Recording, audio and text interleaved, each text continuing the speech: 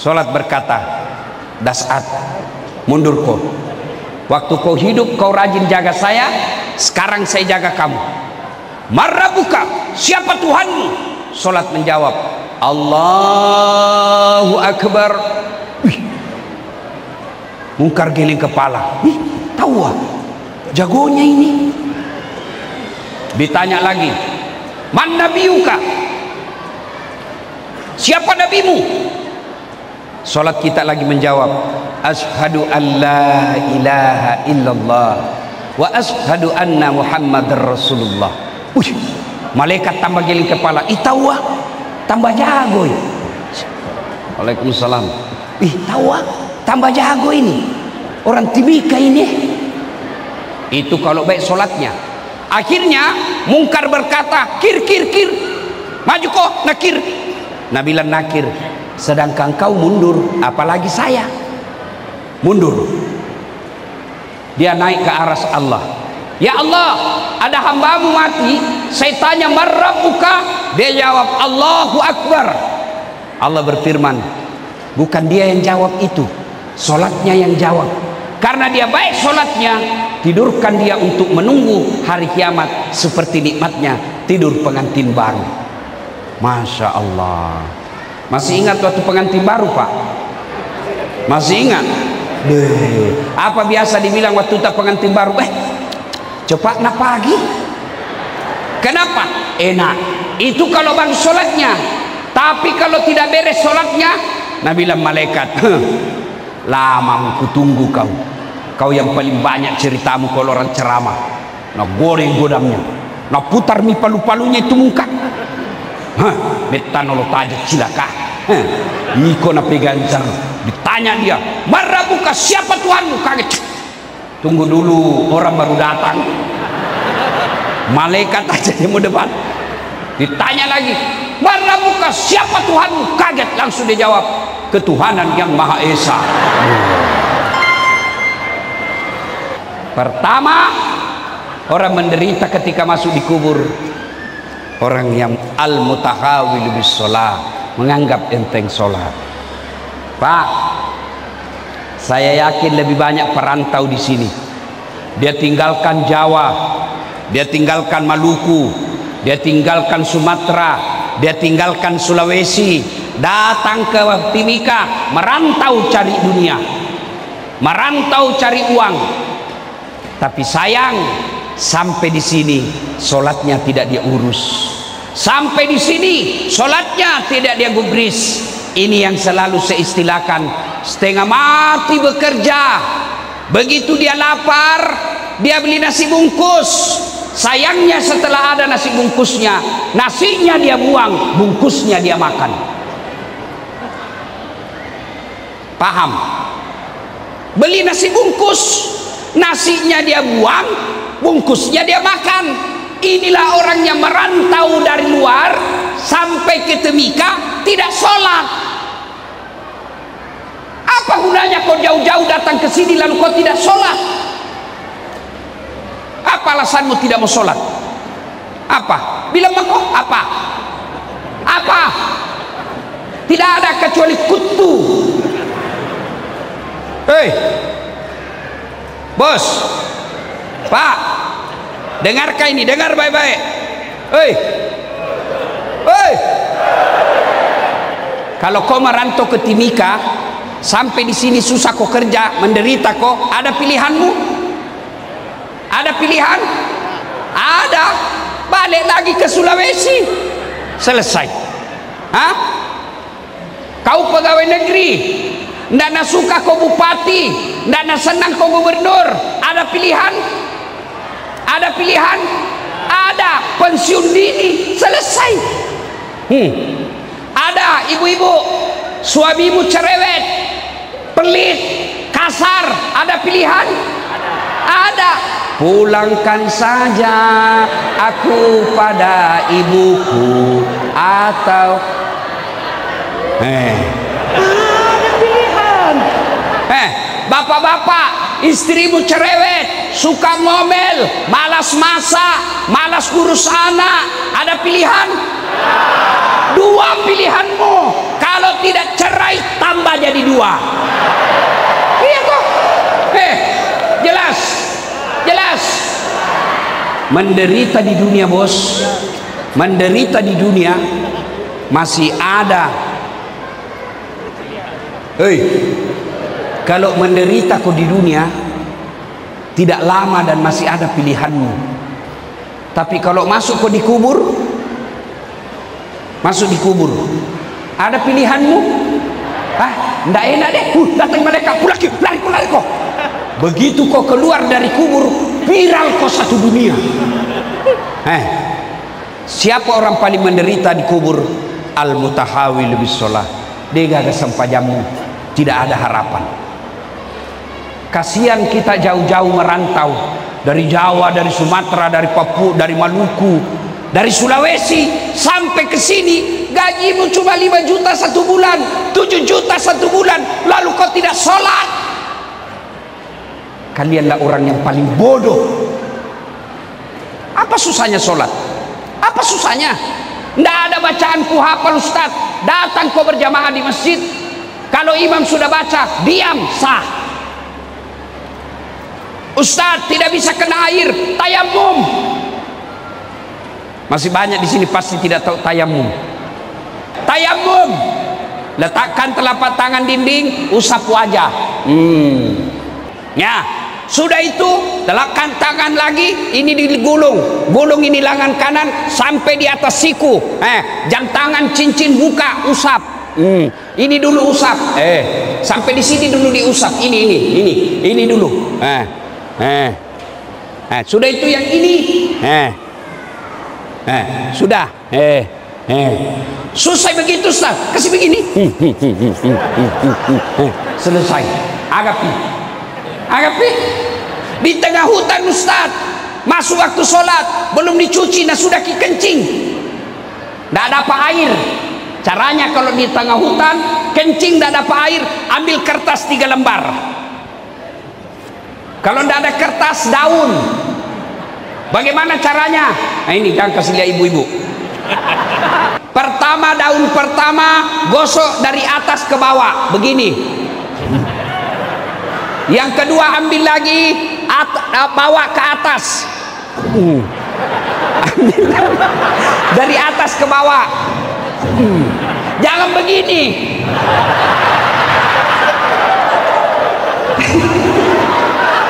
Kenapa ada ibu-ibu heboh? Ya, paham. Kalau dapat air, wudhu lagi, cuci alena beliau, wudhu baru sholat. Kalau tidak dapat air, tayamum biar tidak dicuci, selesai. Apa pi? Sakit kau, Ustaz? Tidak bisa kau berdiri, duduk mako. Sariawan nggak, Ustaz? Sampai yang sariawan mako? Lah.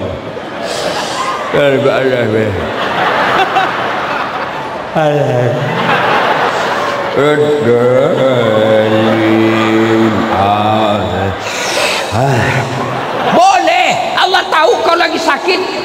Agapi, apa pi? Ndak kuliah, kita di tengah laut, Ustaz. Ndak dilihat kiblat.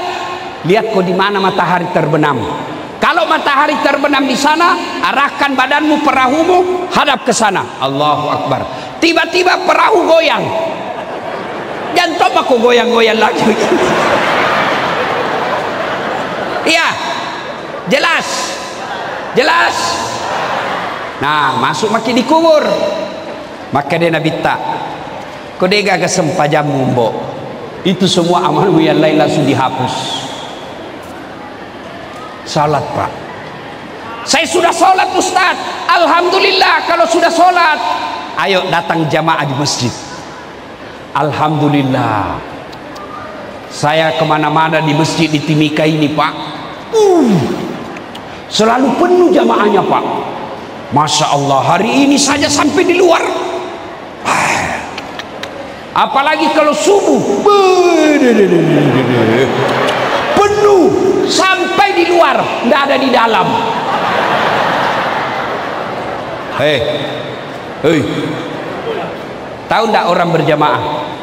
Kalau berjamaah itu satu ada disebut imam. Di belakangnya imam, sebelah kanan ada namanya muballaga. Tahu muballaga, Pak? Ada itu kalau kita di Masjidil Haram didengar di televisi. Nah, bilang imam, Allahu Akbar. Ada yang teriak, Allahu Akbar. Imam bilang, Sami Allahu liman hamid, Rabbana lakal hamd. Muballaga. Ada lagi namanya makmum. Makmum ini kita umumnya. Untuk jadi imam, ya, dengar baik-baik, tidak boleh sembarang. Kenapa? Karena kalau salah imam, kacau jamaah. Contoh, Nabi bilang begini, kalau kau jadi imam, ringkaskan bacaanmu.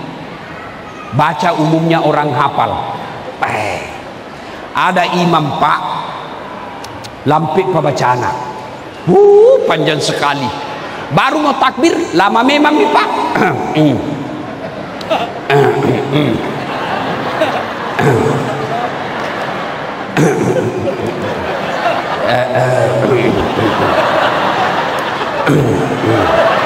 Apa nak kau tinggal langkah selesai nih? Iya toh? Kata Nabi, ringkaskan bacaanmu. Itulah sebabnya imam sebelum angkat takbir sunnah balik ke belakang sambil membaca salat jami' rahimakumullah, luruskan, rapatkan saf. Tujuannya apa? Kita mau lihat ini jamaata. Kalau banyak orang tua, jangan kau selesai kodong.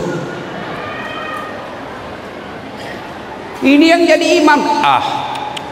Yang pertama nak baca Al-Fatihah. Nah, lanjutkan apa? Surah Al-Baqarah ayat 15 sampai ke 55. La haula wala quwata illa billah. Sampai di belakang kasihan orang tua yang sudah pensiun, remati, batena na sesa. Begini itu remati di belakang.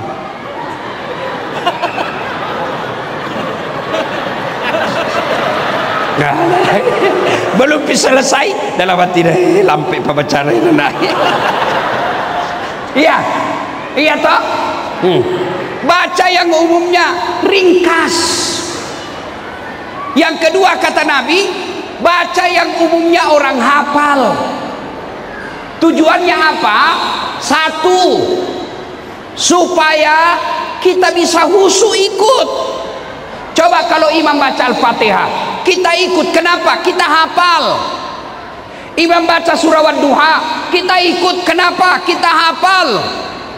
Tapi ketika imam membaca surah Al-Baqarah ayat 5 sampai 60, dia khusyuk dengan bacaannya, kita khusyuk dengan hayalan. Kita mau ruku, belum bisa selesai, kita mau ikut. Tidak dihafal, terpaksa kita baca semua itu di dinding. Keadaan keuangan masjid, saldo pengeluaran khutbah Jumat 500.000, bayar listrik 1 juta, saldo total. Nah, baca semua, belum bisa selesai Pak Imam, nah baca lagi tuh kalender Persatuan Bugis KKSS Kerukunan Keluarga Sulawesi Selatan, ketua umum, belum bisa selesai, nah baca lagi bajunya orang, tim sukses nomor 2.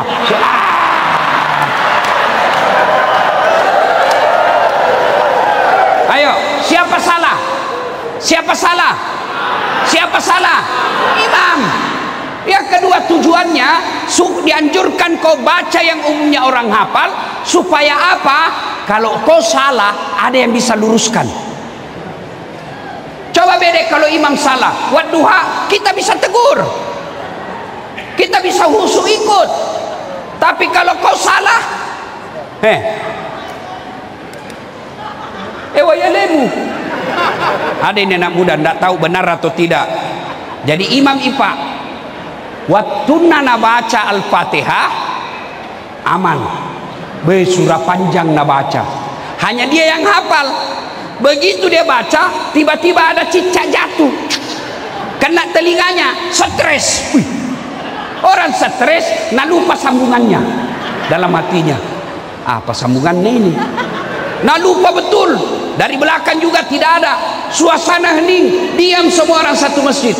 Pak Imam bilang, tolong bantu di belakang. Nabila yang di belakang, saya juga tidak tahu. Tiba-tiba dari belakang sekali anak muda teriak, kalau begitu ya sudah, Allahu Akbar. Siapa salah? Siapa salah? Siapa salah? Imam. Ini kejadian waktu kecil di kampung, kisah nyata. Sujud orang, lama sekali ketika sujud. Tiba-tiba orang bilang, kenapa nah lama sekali nih? Tidak seperti biasanya. Tiba-tiba ada teman saya nak angkat kepalanya, langsung teriak, wih, hilang imam. Ternyata yang ditunggu hilang di tempatnya, Pak. Dia keluar pintu samping, bubar sholat, kacau, tidak jadi berjamaah. Selesai sholat, datang itu imam, ditanya, Pak Imam, maga musalai jamaah, kenapa kau tinggalkan sab? Kentukan, mentukak. Pak Imam, lain kali kalau buang angin, angkat kepalanya orang, biar dilihat kau keluar. Apa nak bilang? Sengaja nak, masiri kak, malu kak kuliah. Siapa yang salah? Siapa salah? Siapa salah? Imam. Maka itulah sebabnya dalam fikih sholat jamaah, jadi imam harus hati-hati. Kenapa? Karena kalau salah imam, salah satu masjid. 27 November Timika pilih imam. Hati-hati pilih imam. Jangan kau pilih imam hanya karena sekampungmu, karena bukan kau memilih ketua kerukunan. Jangan kau pilih imam hanya karena separtai. Jangan pilih imam yang kamu yakin bisa menyelamatkan bangsa, negara, dan agamamu di tempat ini. Ya, paham? Nah, kemudian kalau jadi makmum juga itu ada aturannya. Kata Nabi, kalau kau pergi berjamaah di masjid, pakai parfum, sikat gigi, sunnah. Apakah parfum sikat gigimu sampai kepada Allah? Tidak. Tujuannya apa? Jangan kau ganggu orang di sampingmu. Itu makna pakai parfum sikat gigi. Bayangkan kalau tadi malam 3 hari kau tidak sikat gigi. Malam tadi malam makan jengkol. Kamu baca Fatihah kayak kamu paling alim di dalam. Allah. Bismillahirrahmanirrahim. Yaumiddin. Ini di samping makai. Itu maknanya disuruh kau sikat gigi. Supaya apa? Jangan kau ganggu orang di sampingmu. Ada memang orang itu Pak, kalau ke masjid kayak dia paling alim. Mulai takbir nak ganggu memang maki. Allah.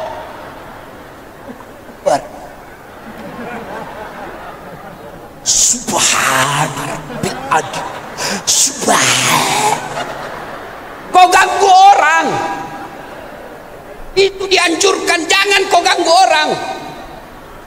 Ada lagi itu, saya pernah Pak salat, Allahu Akbar, di sampingku anak baru belajar agama. Nah serangi kakiku Pak. Tuh, ku kasih pindah. Tambah serang, tambah maju. Ku kasih pindah lagi, tambah kasih maju lagi. Saya tercepik nih, nggak bisa goyang kakiku, masih nak kasih maju, terpaksa kunjak. Selesai sholat, tanya Ustaz, kenapa kita injak kakiku? Kau ganggu saya. Kenapa kau kasih geser-geser kaki? Nah bilang supaya rapat sap. Kalau mau kau rapat sap, bukan kakimu kau kasih rapat. Gini. Kalau kakimu rapat, kaki rapat, sapmu longgar. Agak. Wah ini lemu.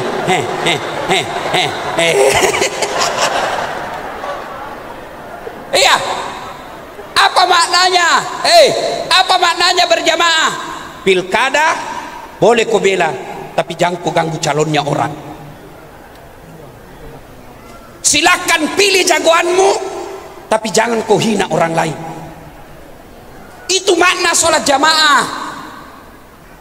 Jangan kau ganggu orang. Pilkada ini jangan bertengkar. Boleh kau beda pilihan, tapi jangan bawa perasaan.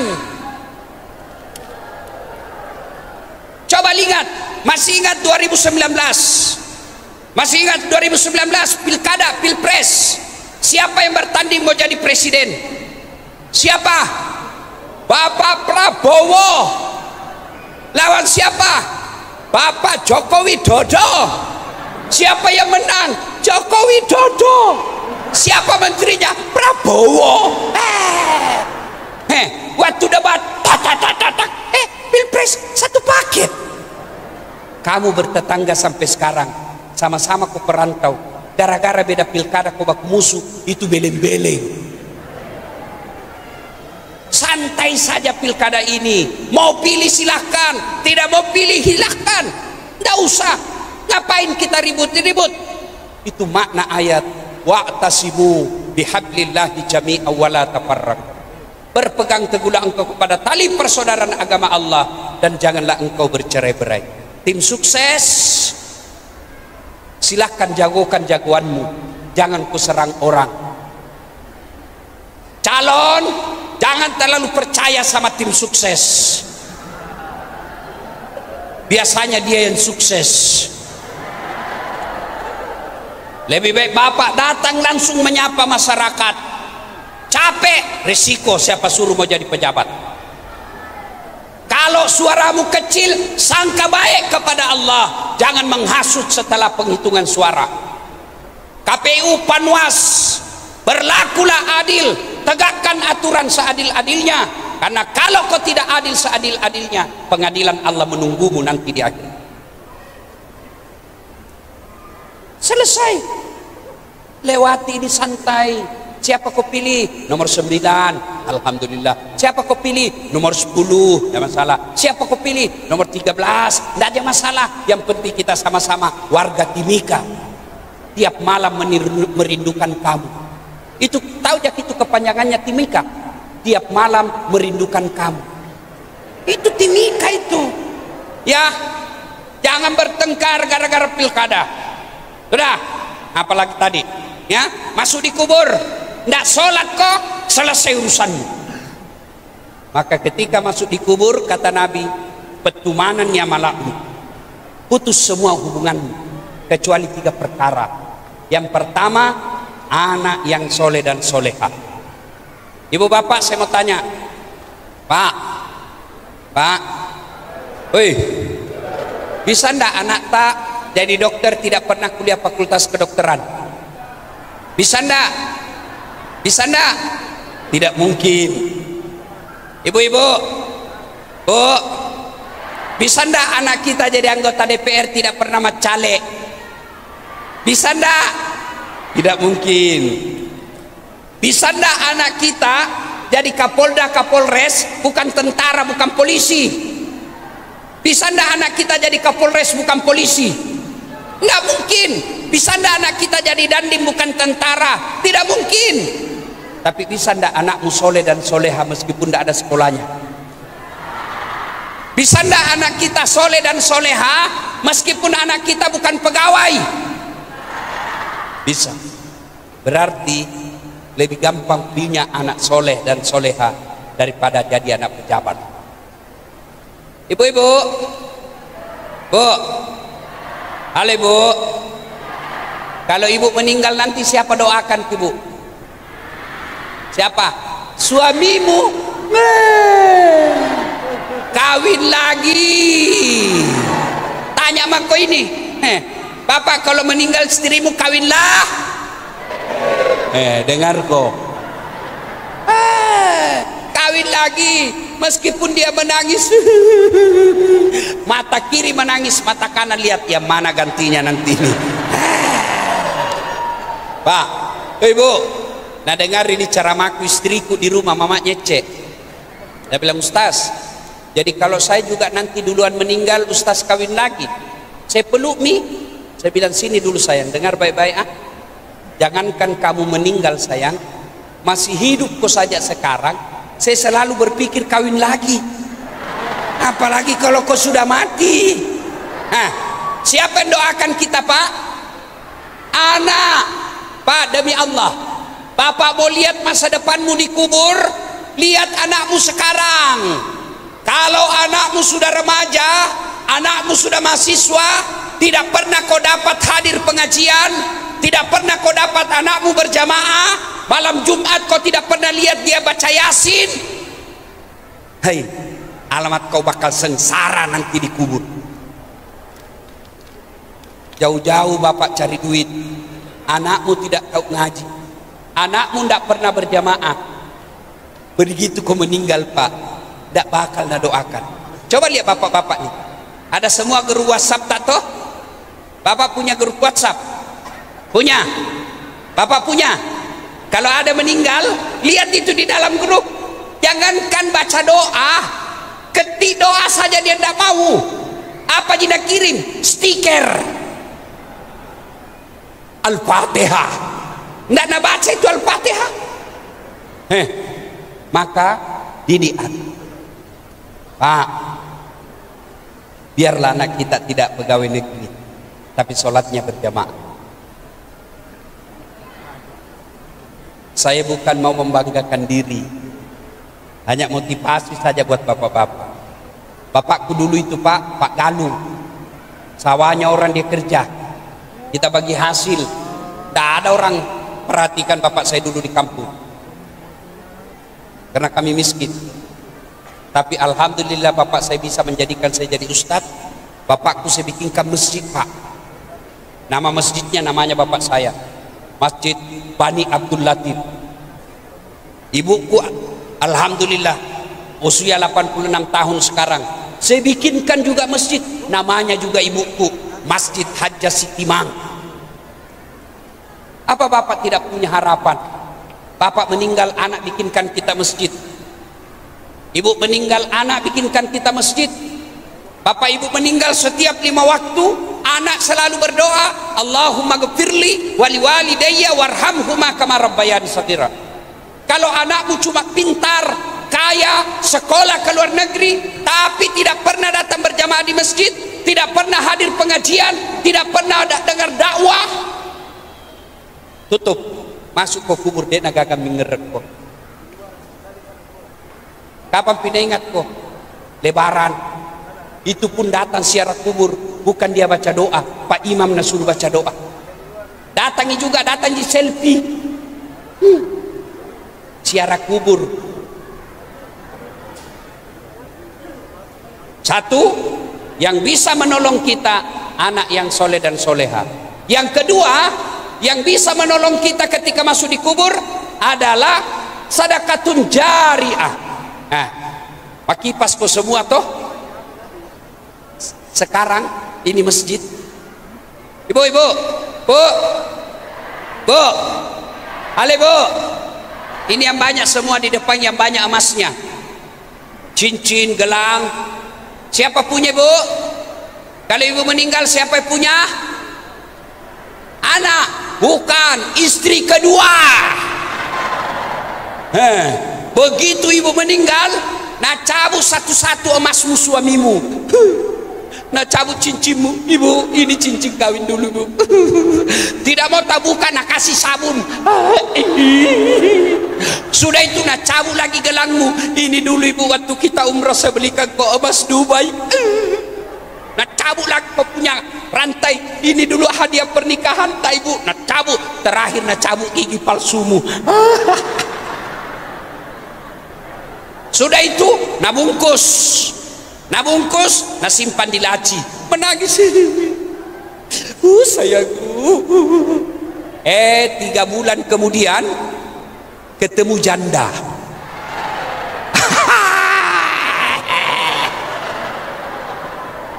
Nak ambil emasmu di laci, nak ambil itu emasmu di laci, nak bawakan janda. Sayang, ini anunya istriku, mati nih. Ambil maku ini sayang, cinta kasihku sekarang pindah ke kamu. Maka sebelum diambil istri kedua cincinmu, lebih baik kau bangun ini masjid, bawa ini ke masjid. Bapak-bapak, yang banyak rukonya, meninggal kau siapa pakai rukomu? Siapa pakai rukomu? Anak mantumu. Nah, pakai mobilmu macan ring.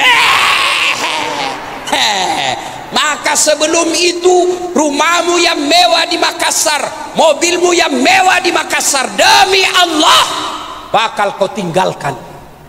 Yang bisa kau nikmati, yang sudah kau sejalkan di jalan agama Allah. Sidik-sidik ku mana, sila surat ku mana mengkai masompa kue, ajak museke. Jangan kau terlalu pelit, apalagi urusan akhiratmu. Punya kau mobil banyak, rumahmu mewah, bagus hartamu, tapi tidak pernah kau bangun masjid. Kamu bakal celaka nanti ketika kau masuk kubur. Demi Allah, tidak ada orang bangkrut gara-gara sedekah. Kasihan, ini masjid simbol kehormatan orang Islam di Timika. Kalau masjid ini tidak jadi, orang non-muslim akan berkata, apa itu orang muslim di Timika? Mereka banyak tapi masjidnya sudah 10 tahun tidak jadi-jadi. Masjid ini harga dirimu kalian orang Islam. Dengar baik-baik, mereka yang mewah rumahnya, mereka yang kaya cari nafkah di Timika ini, bagus kau punya harta, tapi masjidnya Tuhan kau tidak urus. Nah, cari kau nanti di akhirat, mana itu orang kaya di Timika? Saya kasih kau harta banyak, kenapa masjid pun tidak jadi? Kenapa sound system masjid jelek? Kenapa masjid saya panas? Kenapa rumahmu dingin? Masjidku kau tidak urus. Oh, di balender mako. Mau kau lari ditarik, ajak kau lari cilakat. Apa ini? Pak, pernah lihat orang bangkrut di Timika gara-gara sedekah? Pernah?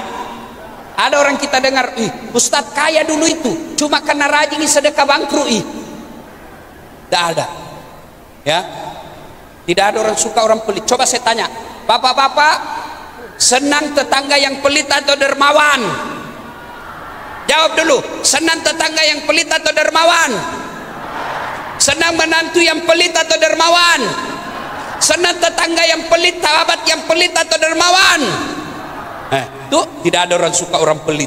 Bahkan orang pelit sekalipun tidak suka sama orang pelit. Iya toh. Dan aja kopi rumahnya seke, padahal dia juga seke. Kikirikan lah paku jambatan. Sedekah Pak. Pak, adik-adik yang masih cari kerja, kerjamu belum jelas, pancing rezekimu dengan sedekah. 1 sak semen cukup. Ustaz, ada di masjid itu, saya lihat semennya masih kurang, saya sumbang 10 sak. Coba kalau seluruh orang Islam di Timika ini nyumbang 5 sak saja satu Islam, selesai kita punya masjid ini Pak. Kecil ini membangun masjid kalau kita kompak. Coba kita biarkan, kasihan ini, panas. Mak busa-busa mana nih kali Pak enak taruh ya, sedekah. Dan yang ketiga yang bisa menyelamatkan kita masuk kubur adalah ilmu yang bermanfaat. Bapak dengar ceramahnya Dasat sampai di grup WhatsApp, jangan singgah, sebar lagi ke grup-grup lain. Supaya apa? Orang yang mendengarkan Bapak dapat pahala seperti pahalanya Dasat Latif tanpa mengurangi pahala. Ibu bapak saudara-saudara sekalian, akhirnya kullu nafsin sa'iqatil maut, semua yang hidup pasti akan mati. Oleh-oleh terakhir 27 November kita akan memilih pemimpin. Silahkan berbeda pilihan, tapi jangan bercerai-berai, jangan golput, jangan sampai tidak datang memilih. Datanglah memilih. Dan ketika kalian mau memilih, ini 4 nasihat Nabi. 4 nasihat Nabi. Kalau kau mau memilih pemimpin, 1, kata Nabi, syaratnya 1, Pak, patona. Apa itu patona? Maca, cerdas. Lihat saja bagaimana cara lihat cerdasnya. Masuk syarat kedua, tabligh, pandai bicara. Kalau ada orang bilang hanya pandai bicara, memang pemimpin harus pandai bicara. Nabi sallallahu alaihi wasallam pandai bicara. Diganti Abu Bakar Siddiq, pandai berbicara. Umar bin Khattab jago khutbah. Utsman bin Affan jago berbicara. Ali bin Abi Thalib lebih hebat lagi berbicara. Lihat saja, kalau ada calon pemimpin ketika debat atau berbicara sambutan tidak jelas apa nak bilang, ai anu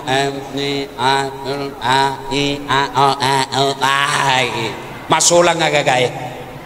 Nah, yang ketiga yaitu amanah. Gampang mau lihat amanah. Gimana cara lihat amanahnya? Lihat kalau dia pernah menjabat, apa janji-janji kampanyenya 5 tahun yang lalu, dia laksanakan apa tidak. Kalau dia tidak laksanakan, berarti sudah tidak cocok. Jelas. Dan yang keempat, siddiq, bisa dipercaya. Kalau mau lihat orang bisa dipercaya, lihat saja ngomongnya. Kalau apa dia ngomong dia bisa lakukan, apa yang dia sampaikan bisa dilaksanakan, alhamdulillah bisa dipercaya. Sudah itu jangan lupa, berbeda pilihan, halal, dilindungi konstitusi, tapi jangan bercerai-berai. Ibu bapak saudara-saudara sekalian, inilah saja tausiah kita pada taklim kita kali ini. Mudah-mudahan ada manfaat. Ingin rasanya berlama-lama, tapi waktu jualah yang membatasi kita. Insya Allah selesai nanti pilkada, terpilih pemimpin yang membawa perubahan, lalu terpilih pemimpin yang mencintai rakyatnya dan hanya takut kepada Allah. Kita datang lagi ke tempat ini untuk tablik akbar, pilkada damai, syukuran atas terpilihnya pemimpin baru kita. Bapak saudara-saudara sekalian, inilah tausiah kita, mudah-mudahan ada manfaat. Terima kasih Ibu Peggy yang telah mengundang saya di tempat ini. Mudah-mudahan kita semua hadir di tempat ini bawa berkah. Lebih dan kurangnya mohon dimaafkan. Usikum wa nafsi bitaqwallah, fastabiqul khairat. Assalamualaikum warahmatullahi wabarakatuh.